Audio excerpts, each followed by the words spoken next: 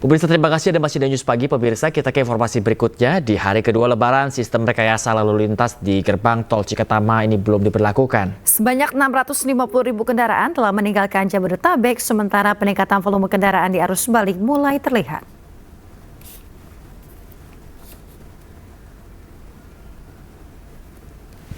Pemirsa, lalu lintas gerbang tol Cikampek Utama, Karawang, Jawa Barat terpantau mulai ada peningkatan volume kendaraan.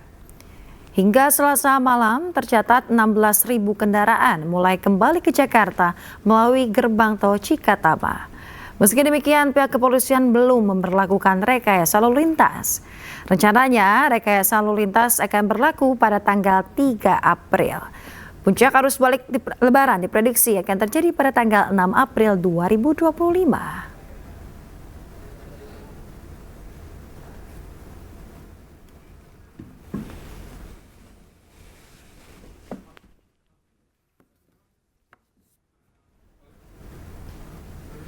Pemirsa, hari kedua Lebaran, ruas jalan tol Jakarta Cikampek ramai oleh ribuan kendaraan pemudik yang datang dari arah Jawa Tengah, Jawa Barat, dan juga Jawa Timur. Ya, kendaraan juga memadati tol layang MBZ dari Jakarta menuju Cikampek.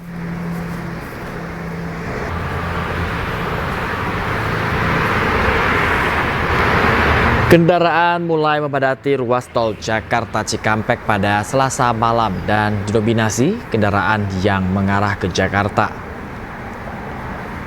Diperkirakan arus balik akan terus meningkat sampai Rabu pagi. Mengingat banyak pemudik yang banyak melakukan perjalanan pada sore dan malam hari. Selain itu, pemirsa, volume kendaraan masih terus terjadi. Peningkatan kendaraan yang menuju Cikampek melalui ruas jalan layang tol MBZ, begitu juga yang mengarah ke arah Jakarta pada sore hingga malam hari.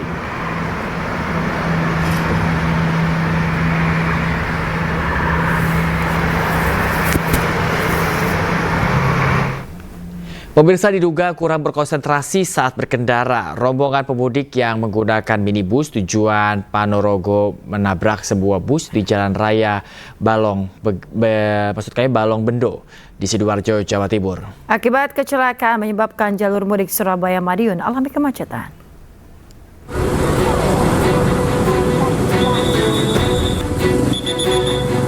Sebuah minibus berpenumpang rombongan pemudik tujuan Ponorogo menabrak sebuah bus antar kota di Jalan Raya Balong Bendo, Sidoarjo, Jawa Timur. Akibat kecelakaan, kendaraan minibus yang mengangkut rombongan pemudik tersebut mengalami ringsek di bagian depan kanan. Kecelakaan bermula ketika minibus yang melaju dari arah Surabaya menuju Mojokerto berusaha mendahului kendaraan di depannya. Diduga pengemudi tidak menguasai medan jalan, membuat kendaraan melaju keluar marka jalan dan menabrak bagian depan kanan bis antar kota dari arah berlawanan. Meski minibus mengalami kerusakan parah, namun tidak ada korban jiwa dalam kecelakaan. 6 orang pemudik termasuk pengemudi selamat dan hanya mengalami luka ringan. Pelan saya. Ya, terus? Terus kan bis banter kalau saya lingkungan situ lah. Ya. Ya tahu-tahu terus. Gelap gitu ya? Saya putar setirnya sudah nggak mampu. Nggak bisa hindar. Berapa penumpang tadi yang ada di dalam? 6. Ada 6 orang ya?